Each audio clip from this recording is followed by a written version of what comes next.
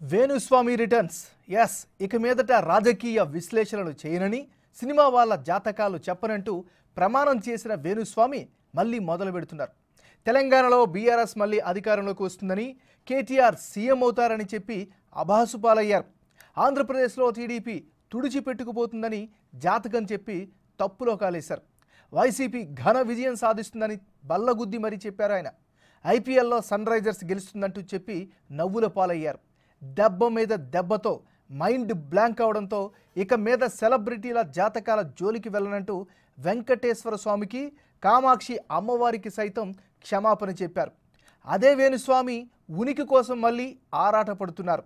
రేపే చూడండి, నాగ చైతన్య, శోభిత వైవాహిక జీవితంపై సంచలన జాతకం చెప్తున్నానంటూ ఇన్స్టా స్టోరీ చేశారు. ఫలితాల గురించి దేశవ్యాప్తంగా మరియు ఆంధ్రప్రదేశ్ రాష్ట్రానికి సంబంధించి నేను ఇచ్చినటువంటి ప్రిడిక్షన్ లో జగన్మోహన్ రెడ్డి గెలుస్తాడు అని చెప్పి నేను చెప్పినటువంటి ప్రిడిక్షన్ తప్పింది. ఈ ప్రిడిక్షన్ తప్పవడం వల్ల, ఏది జగన్మోహన్ రెడ్డి గెలుస్తారు అని చెప్పినటువంటి ప్రిడిక్షన్ తప్పవడం వల్ల నేను ఒక నిర్ణయాన్ని తీసుకున్నాను.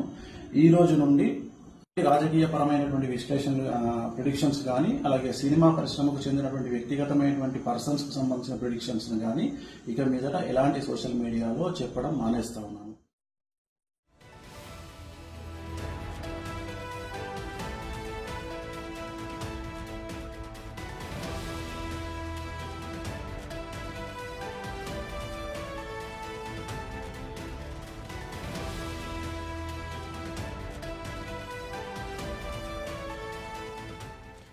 వేణుస్వామి రిటర్న్స్ ఎస్ ఇక మీదట రాజకీయ విశ్లేషణ చేయనని, సినిమా వాళ్ళ జాతకాలు చెప్పనంటూ ప్రమాణం చేసిన వేణుస్వామి మళ్ళీ మొదలు పెడుతున్నారు. ఇదే అంశానికి సంబంధించి మరింత తాజా సమాచారాన్ని మా ఇన్పుట్ ఎడిటర్ పవన్ అందిస్తారు. పవన్, చెప్పండి. సినీ ప్రముఖుల జీవితాల్లో, వ్యక్తిగత జీవితాల్లో ఏం జరిగినా ముందుగా తానే చెప్పాను, తాను చెప్పినట్టే జరిగిందంటూ ఆ ప్రెడిక్షన్స్ చెప్పే వేణుస్వామి ఇటీవల వరుసగా భంగపాటు ఎదురవుతుంది వేణుస్వామికి. ఆయన ఇటీవల కాలంలో చేసిన అనేక ప్రెడిక్షన్స్ అన్నీ కూడా తప్పుపోయాయి. ఆయన చెప్పింది ఎక్కడ కూడా జరిగిన పాపాను పోలేదు. ఇటీవల ఆంధ్రప్రదేశ్ ఎన్నికల సందర్భంగా ఆయన పదే పదే చెప్తూ వచ్చారు, జగన్మోహన్ రెడ్డి తిరిగి మరోసారి అధికారంలోకి వస్తారని చెప్పారు. ఇక్కడ తెలంగాణలో కేసీఆర్ మరోసారి అధికారం చేపట్టబోతున్నారు అంటూ ఆయన చెప్పారు. కానీ చూస్తే అటు ఆంధ్రప్రదేశ్ రాష్ట్రంలో వైసీపీ చిత్తుగా ఓడిపోయింది. అక్కడ టీడీపీ విజయడంకా మోగించింది. కేవలం 11 సీట్లకే జగన్మోహన్ రెడ్డిని పరిమితం చేసిన పరిస్థితి. అంతేకాకుండా అక్కడ మూడోసారి ప్రధానిగా మోడీ ఎన్నికవుతారు, 300 సీట్లకు పైగా వస్తాయంటూ కూడా ఆయన ప్రిడిక్షన్ చెప్పారు. ఆయన చెప్పిన జాతకాలు అన్నీ కూడా తాను జాతకాలు చూసి చెప్పాను, కానీ తన అంచనా తప్పింది, గురి తప్పింది.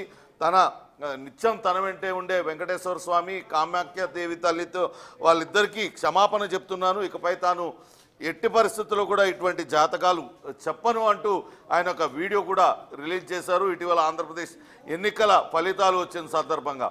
అదే ఈరోజు సినీ నటుడు నాగార్జున తనయుడు నాగ చైతన్యకు ద్వితీయ వివాహానికి సంబంధించి నిశ్చితార్థం జరిగింది. శోభితా ధూళిపాలతో ఆయన నిశ్చితార్థం జరిగిన కొద్దిసేపటికే అటు వేణుస్వామి ఆయన సోషల్ మీడియా సైట్లో తిరిగి మరోసారి ప్రత్యక్షమయ్యాడు.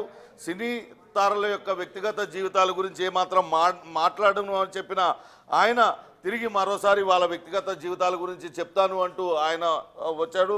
నాగ చైతన్య, శోభిత ధూళిపాల వైవాహిక జీవితం మీద సంచలనాత్మక జాతకపరమైన విశ్లేషణ రేపు అందిస్తానంటూ ఆయన ప్రకటించారు.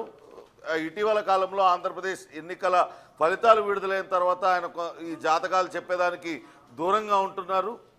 ఆయన వాస్తవానికి చూసినట్లయితే గతంలో కూడా అనేక రకాల జాతకాలు చెప్తూ వచ్చారు. ఆయన చెప్పేది కనుక పరిశీలించినట్లయితే పాము చావకుండా, కట్టె విరగకుండా చాలా చక్కగా చెప్తూ వస్తారు. అటు జరిగితే అది నేను చెప్పినట్లే జరిగిందంటారు, ఇటు జరిగిన నేను చెప్పినట్లే జరిగిందంటూ చెప్పుకుంటూ వస్తారు. ఈ నేపథ్యంలోనే అటు సోషల్ మీడియాలో విపరీతంగా ట్రోలింగ్కి గురయ్యారు. దాంతో ఆయన గత కొంతకాలంగా జాతకాలకు దూరంగా ఉన్నారు. ఇటీవల అటు 2020 మ్యాచ్ల సందర్భంగా కూడా ఒక జట్టు గెలుస్తుంది అంటూ బల్లగుద్ది మరి వేణుస్వామి చెప్పారు. కానీ చూస్తే ఆ జట్టు ఫైనల్స్లో ఓడిపోయింది. దాంతో వేణుస్వామి ఫాలోవర్స్ కావచ్చు, ఆయనను విపరీతంగా ఫాలోవర్స్ అందరూ కూడా ట్రోల్ చేసిన పరిస్థితిని మనం చూసాం. అయితే ఇకపై తారల వ్యక్తిగత జీవితం జోలికి పోను అంటూ చెప్తూ వస్తున్న వేణుస్వామి ఇప్పుడు నాగ చైతన్య, శోభితా ధూళిపాల వైవాహిక జీవితం గురించి సంచలనాత్మక వివరణ ఇస్తానంటూ మరోసారి తెర మీదకి వచ్చారు.